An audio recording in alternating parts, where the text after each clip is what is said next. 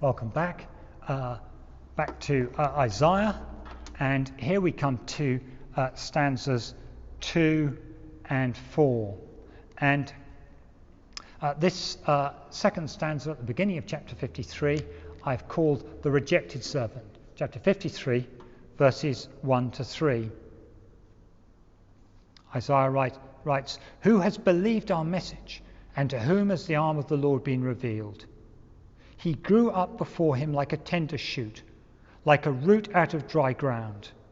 He had no beauty or majesty to attract us to him, nothing in his appearance that we should desire him.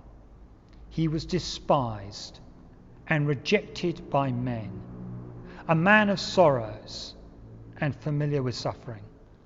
Like one from whom men hide their faces, he was despised, and we esteemed him not." Verse 1, who has believed our message? It is unbelievable that when the creator of the world came to his creation, visited his creation, that we would utterly reject him.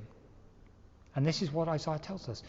Jesus was despised and rejected by men, a man of sorrows and acquainted with griefs.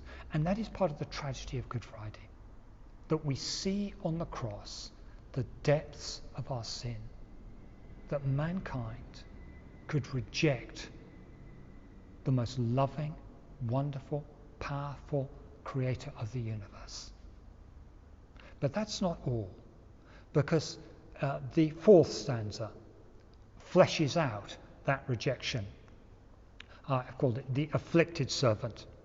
So let me read from verse 7 through to verse 9. "He was oppressed and afflicted, yet he did not open his mouth. He was led like a lamb to the slaughter, and as a sheep before her shearers is silent, so he did not open his mouth. By oppression and judgment he was taken away, and who can speak of his descendants? For he was cut off from the land of the living. For the transgression of my people he was stricken. He was assigned a grave with the wicked, and with the rich in his death, though he had done no violence, nor was there any deceit in his mouth. He was afflicted by the most terrible injustice. By oppression and judgment, Jesus was taken away."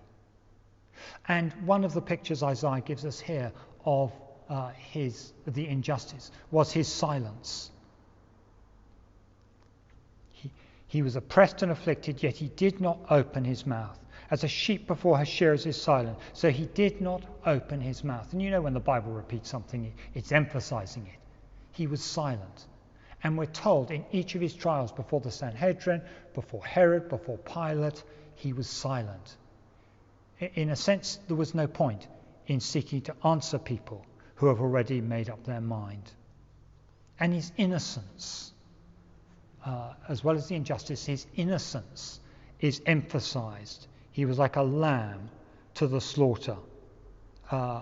He had a grave with the wicked. He was crucified between two violent criminals.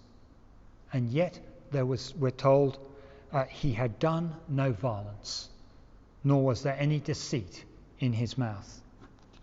He was completely innocent. And I love the old hymn of Samuel Crossman's. We sing it very much, but it's a lovely hymn. "My song is love unknown." And the fourth verse says, "Why, what has my Lord done to cause this rage and spite?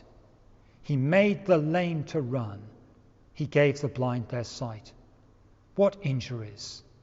Yet these are why the Lord Most High so cruelly dies."